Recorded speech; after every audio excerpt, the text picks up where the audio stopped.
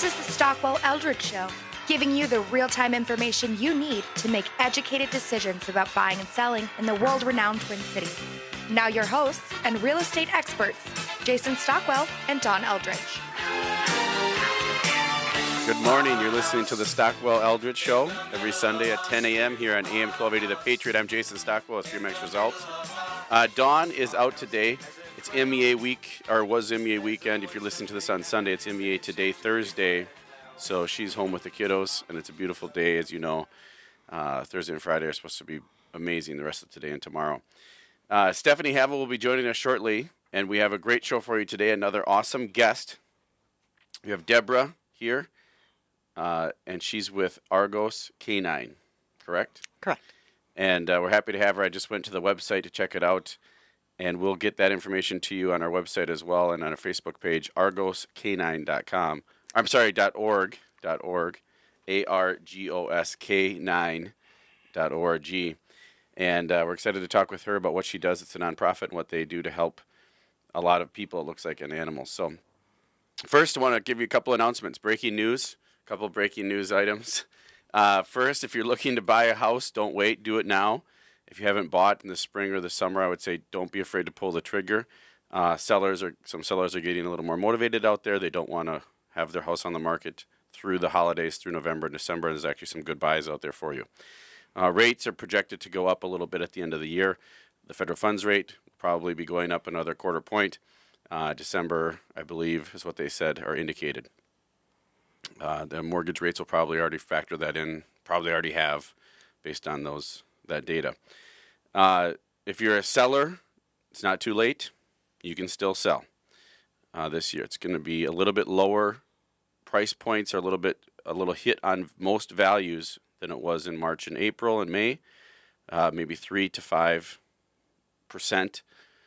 But there's still opportunity to sell, especially if you're in the hot zone, and the hot zone is 250 and under. If you're in that hot zone where there's a large pool of buyers still trying to get in, that's the zone where you're going to have a lot of interest and probably be able to still sell this year. Otherwise, if you're not going to sell this year and wait till next year, I met with a lot of sellers who are going to sell next year.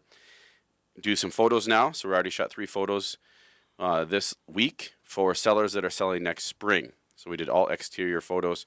So there's still some green and some grass showing the property with some foliage and landscaping. And they're going on the market in January.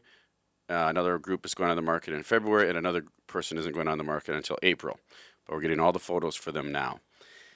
The other announcement is I want to thank everybody here at the Patriot. I want to thank Dawn Eldridge, Stephanie Havel, Wells Fargo, Vanquish AP, Mesley and Kramer, all of our guests and sponsors that come on the show and have sponsored in the past, Don Doty with Home Place Inspection, and a number of them out there.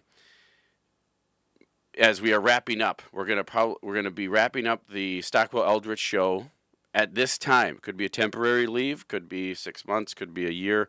We may be back, but at this time we're going to take a break from the radio. And we have fun every week. We have great guests and great information, so you can always archive us and go back to the podcast and the YouTube videos that Barry, and we're going to thank Barry White as well for shooting all these on the YouTube station, the Stockwell Eldridge Show. So thanks to everybody there. I am out next week at a real estate training in California. So that'll be the last show. Dawn will be here with Stephanie, I presume, for that show, wrapping up the 3 years of the Stockwell Eldridge Show. So thank you also for people for listening out there. And hopefully you're able to gain some tips, some valuable information, and some things that can help you in real estate or in other parts of life, whether it's with nonprofits or all the other guests and groups that we've had on the show sharing their story. So thank you again to everybody for everything they did over the last 3 years. It's been a super fun show, and we have a good time every week, and we meet new people every week, which is a wonderful, wonderful thing. So we're going to try to get back on in the near future, but we'll see how that pans out.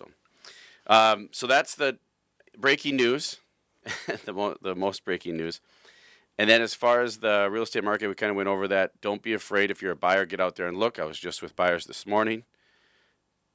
They really like a place. Don't be afraid to get the ball rolling and put the offer in. And don't be afraid to negotiate a little bit, especially if it's been on the market for a while. 60 days, 90 days, 100 days. You're starting to see some of those scenarios, and that means you might have a little bit of ability to get a better price. So with that, let's transition. Let's introduce our guest to the show. Let's hear Deborah's story, what Argos Canine does exactly, what got you started in that, and what your role is, and a little bit about yourself and things like that. So, and thanks for coming, and thanks for being here as well. Well, thanks for having me on the show. Argos Canine is a nonprofit organization that trains service dogs.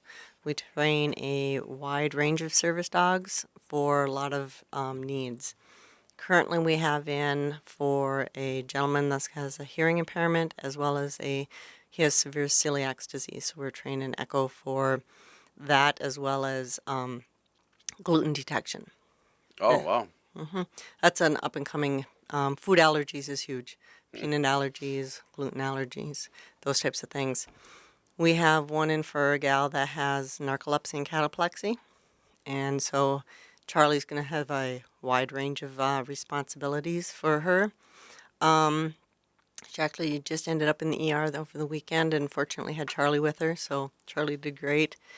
And then we have 3 in for children with autism. We're currently the only company in the nation that does water rescue as well as tracking for children with autism, because you have a lot of elopement, as well as 91% of all fatalities in children with autism from at a young age up to about age 15 is drowning. Oh, you're kidding. Mm-mm. Wow. So even if they know how to swim, they don't know fatigue and they don't know to get out of the water. As well as elopement. We've had a few children go missing, so we train tracking for all of our children. We had one of our children go missing. Fortunately, we happened to be there with the service dog. He had just recently, this was last September, and they had just gotten their dog in August. We were there for another fundraiser for him, and my husband was there, took Remy, was his name, and within 3.5 minutes found the little boy. Wow. Mm-hmm. In a crowd of about 3,000 people. Wow. So That's impressive. yeah. And we do some for service members as well as anyone with post-traumatic stress. Post-traumatic stress is not strictly veterans. Anybody can end up with post-traumatic stress from a significant event. So we're doing one for a gal out on the East Coast that has post-traumatic stress. And so Jasper will be taught to clear a building, clear the house, let his owner know that everything is safe, and then he won't be taught to engage anybody, but he'll be taught to give a passive alert that house is clear, or to give a different alert that it's not safe to enter. So those types of things. That's impressive. So they, all over the nation you serve, not just Minnesota then, it sounds like you serve people Correct. that need a service animal all over. And as a service animal, is it always a dog? We train strictly dogs. Okay. The ADA recognizes dogs as well as miniature horses. Miniature horses can also be a service Yep. animal? Yep, up to a certain size. Mm-hmm. Okay. So And what's that for who? I've never seen anybody with a miniature horse as a service animal. generally they're for stability. Okay. You know, people with have stability issues. But Not yeah. to ride them, but to walk along them. Correct? Yeah, they have to be miniature. Yeah, So there's I mean, there's a height restriction on them. Okay. Yeah. So I wonder who lobbied for that one, why they got in. exactly, that's yes. I mean, do you think a little pig might be helpful as well then? I mean, yeah. potentially. Mm-hmm. Yep. And cats are just totally out of the mix on this thing then. They can be cats can be used for emotional support. The ADA is specific about service animals. Service animal has to have a specific task. They has to That have it can complete. correct. Yeah. Yeah, you've also got emotional support animals, ESAs or ESDs. Okay. Those are different. Some are allowed in different places, but they are not afforded the same rights as a service animal. So it's important to know. And we also do a lot of education with both businesses as well as people, because sadly there are a lot of people out there that are buying service vests for their animals online and then passing them off as service animals in locations. Oh, yeah. I was going to say, how do you tell the difference if someone brings in their cat and it's an ESA cat for emotional stability, and the owner of the restaurant or whatever it may be says no pets, and then how do they? No one's an expert in this, right? I mean, you are clearly, but Right. I would not know the difference or what to look for, right? Right, and that's where cats aren't. I mean, some apartments and stuff allow them. I mean, any animal is truly an emotional support. When Yeah, you're petting your animal, true. your blood pressure goes down. You relax a little bit more, and any animal is an emotional support animal. A specific task for someone is pill reminders, stability, tracking. Those are tasks that animal performs for that individual. There's two questions that a company or someone can ask someone with a service animal, and that is it a service animal and what tasks does it perform? Okay. So if I were to have brought a dog in here, those are the two questions that you could have asked. We always instruct our families to have a vest on the dog. It just reduces the questions. Yeah. And then also, if someone starts asking more questions, we also have little business cards that explain the ADA. Okay. And then we also instruct them, especially people with anxiety, don't get into an argument with somebody. Just have them call us. We'll gladly explain the ADA rules to them and go from there. But don't get into an argument. I'm sure you've seen posts on Facebook where the latest one was some woman in a restaurant was just screaming at this poor guy with a service dog. And he did a great job. Never engaged her, never argued back, just stood there. He didn't sick the dog after her, did he? No, he Because didn't. that's a task. Maybe could be a task for police dogs, right? Yes, well, Anyway, I can explain that so in a we'll minute. be back with more. I have a lot of questions. This is very fascinating, actually. ArgosK9.org, ARGOSK9.org, and we're speaking with Deborah. Thanks, Deborah. We'll be back with more. This is the Stockwell Eldridge Show. Bow wow wow, yippee yo, yippee yay. Bow wow, yippee yo, yippee yay.